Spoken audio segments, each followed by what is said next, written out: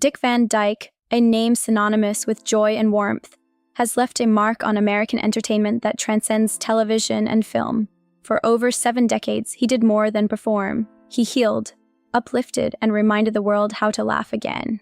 With a sparkle in his eyes and a spring in his step, Van Dyke became the joyful heartbeat of Hollywood's golden era. His presence felt like home, his smile a promise of safety, and his voice a gentle comfort.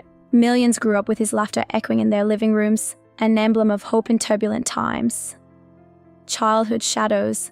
Born in 1925 in Danville, Illinois, Dick Van Dyke entered a world recovering from the First World War and soon gripped by the Great Depression. His early years were marked not by joy but by absence. His father, a traveling salesman, was rarely home, and his mother, a hard-working stenographer, carried the family through long hours of labor. Behind closed doors, silence prevailed, not the peace of contentment, but the emptiness of emotional scarcity. For a young boy, this silence shaped his inner world, teaching him to hide his pain, make others laugh, and use joy as a shield against loneliness. Finding solace in performance. At school, Van Dyke discovered moments of refuge in choir and drama club, where he found a sense of identity beyond his shy, quiet home life. The stage offered an outlet for his emotions and a chance to connect with others, a way to fill the emptiness he carried. For a time, he even considered becoming a minister, drawn to the idea of offering others the compassion he longed for himself. Even then, he often felt like an outsider, burdened with invisible weights. Yet those early wounds became the foundation of his greatest gift, the ability to make others feel seen and comforted through performance. Laughter is his armor, Van Dyke once admitted. I was always trying to make people laugh, maybe because I didn't want them to see how I really felt. This reflection captures the essence of his career. Laughter became more than entertainment. It became armor, a survival tool. The shy boy who longed for belonging would grow into the man who brought joy into millions of homes. His humor was layered with humanity, forged in the quiet suffering of youth. The connection he sought as a child shaped his approach to comedy. It was never just about being funny. It was about offering solace, reminding audiences they were not alone. Early career struggles. Van Dyke's path to recognition was neither smooth nor immediate. In the late 1940s, he worked as a radio DJ in Danville, speaking into a microphone, reaching for listeners he could not see. Later, he formed a mime comedy duo called Eric and Van, performing across dusty nightclub circuits with minimal recognition. The spotlight he sought remained elusive, and even his attempts to enlist in the Korean War as a pilot were rejected due to his underweight frame. These early setbacks reinforced a quiet resilience, teaching him that connection and persistence mattered more than immediate success. Entertaining the troops. Eventually, Van Dyke found a role behind the microphone, serving as a radio announcer and later entertaining troops in the Special Services Unit. There was a poignant irony in this work. A young man who had been deemed too small to fly airplanes became a source of joy and morale for soldiers. With voice and humor alone, he lifted spirits while grappling with his own doubts. These experiences honed his ability to read an audience and connect with their emotions, a skill that would define his career. Even in uncertainty, Van Dyke kept showing up, learning that perseverance itself could spark transformation.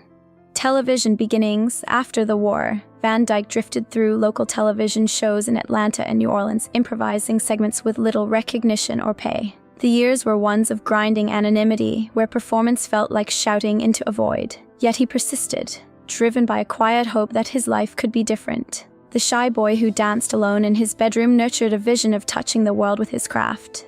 This period of struggle became the hidden heroism of his early career, teaching lessons in resilience, humility, and the importance of showing up even when rewards seemed distant. Broadway breakthrough. Van Dyke's breakthrough came in 1960 at age 35 with his performance as Albert Peterson in Bye Bye Birdie on Broadway. Winning a Tony Award, he emerged into the national spotlight. Recognition not only for talent, but for years of persistence, rejection, and quiet preparation. This success marked a turning point. He was no longer a hopeful dreamer in obscurity, but a performer validated by his peers. Broadway was a testing ground where the shy boy transformed into a man capable of channeling charm, vulnerability, and emotional depth into his craft, setting the stage for his legendary television career.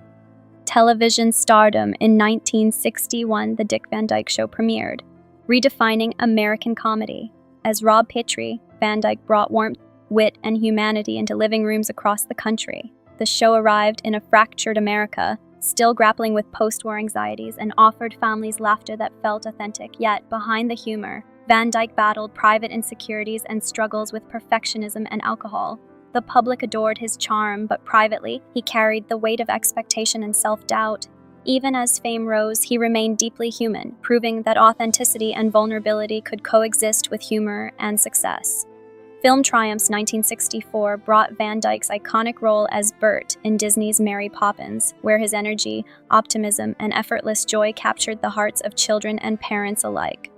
That same year, he starred in Chitty Chitty Bang Bang, further solidifying his reputation as a family-friendly icon. To audiences, he was unstoppable, a beacon of happiness and comfort. Yet behind the scenes, he struggled with the pressure to meet Hollywood's high standards. Fearing exposure as inadequate, his performances became a blend of mastery and vulnerability, a reflection of the man who had learned to hide sorrow behind a smile. The struggle for range. Despite his fame, Van Dyke confronted challenges in Hollywood. Critics often typecast him for his charm and physical comedy, overlooking his dramatic potential. In the 1970s, he sought more complex roles in films like The Comic and Cold Turkey, hoping to expand his artistic range. Instead, he encountered indifference and creative frustration. These years became a forgotten chapter in his career when his desire to be seen as more than a comedic performer met the limitations of studio expectations. Yet even during these trials, his commitment to authenticity and growth remained unwavering. Late career renaissance. Van Dyke experienced a late career renaissance in the 1990s with Diagnosis, Murder. Playing Dr. Max Sloan, at 65, he introduced himself to a new generation, demonstrating longevity, relevance, and charm that transcended age. The show ran for 8 seasons, affirming that Van Dyke's talents were timeless. Critics and audiences alike celebrated his work, recognizing the depth beneath his cheerful exterior. Off-screen, colleagues praised his humility and generosity, noting how he lifted spirits behind the camera as effortlessly as on it. His legacy became not only professional but profoundly human, inspiring kindness and joy in others. The measure of greatness. Dick Van Dyke's greatness lies not only in his accomplishments but in the way he made people feel. In an industry often defined by superficiality, his sincerity stood apart.